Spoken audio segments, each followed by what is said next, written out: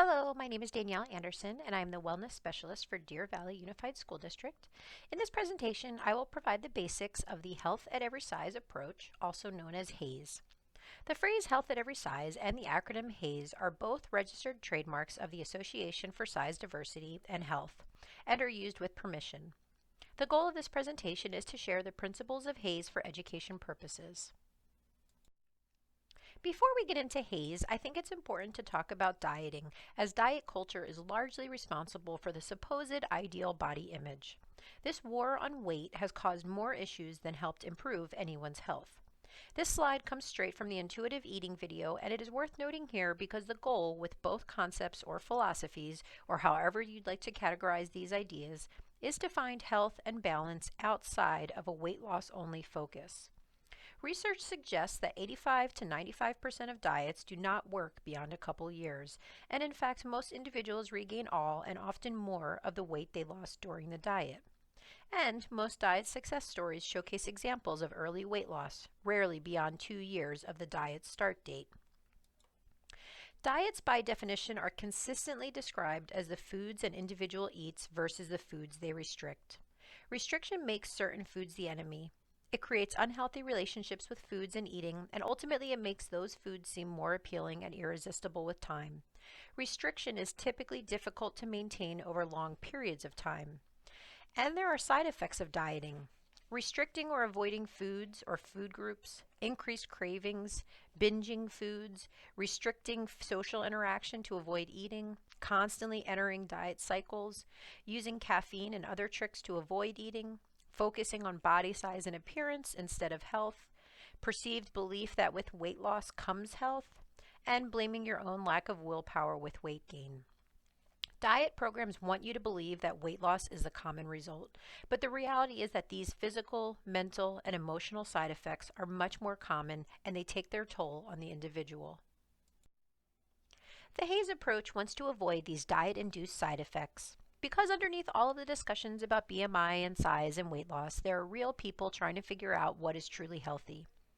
The HAES approach seeks to treat individuals not only as a whole person, but as an individual with unique needs.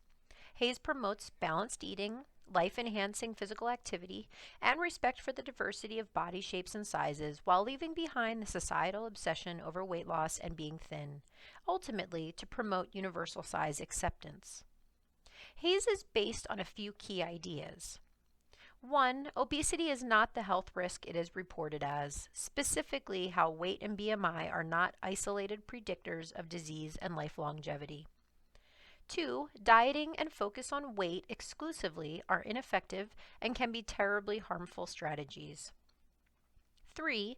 Refocusing efforts on health practices for people of all sizes, providing quality, affordable healthcare prevention and treatment is essential. HAES principles are designed to instigate societal and cultural change. The first, weight inclusivity, talks about using weight as the only measure of health is going to actually lessen the focus on an individual's well-being as a whole. Focusing instead on behaviors, abilities, and resources shifts the areas of support to helping the individual make healthy choices that are right for them. This guidance of behaviors spans the scale. It is useful for someone of extremely low weight, like someone with an eating disorder, and it is also useful for someone of extremely high weight, and then for everyone in between. Health enhancement talks about the behaviors. Behaviors are often categorized as good or bad when it comes to health. This can mean that blame is placed on an individual when they don't appear to look or behave in a manner that is expected to improve health.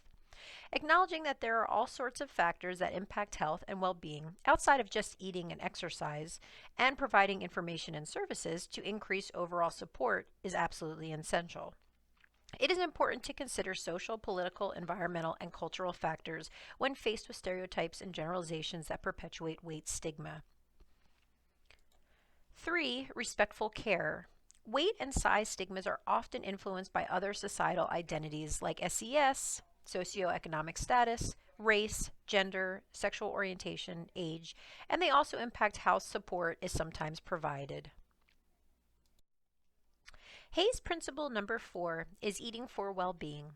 Eating for well-being does not mean adhering to a regulated eating plan that is solely based on losing or controlling weight.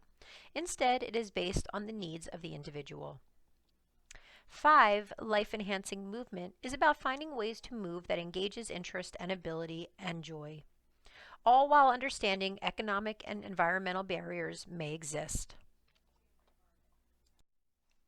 Let's take a look at some common HAES myths.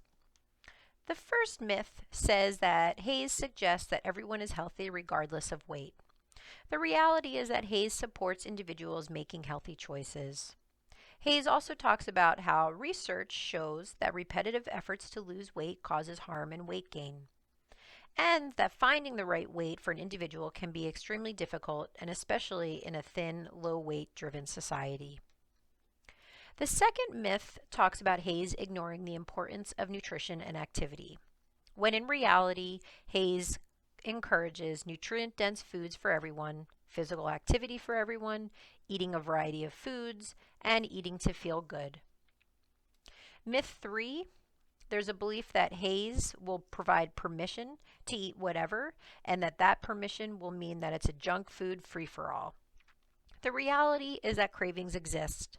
Honoring cravings lessens the hold it can have. Lacking control with eating often comes alongside dieting and restriction, and eating a variety of foods can help reduce cravings. This presentation has been an overview of the Health at Every Size approach. Most of the information discussed in this video comes from the ASDA website as listed above. Also, be sure to check out the Problem with Poodle Science found on YouTube and the Intuitive Eating webinar to learn more about weight-inclusive approaches to health. My name is Danielle Anderson. Thank you so much for watching. Have a wonderful day.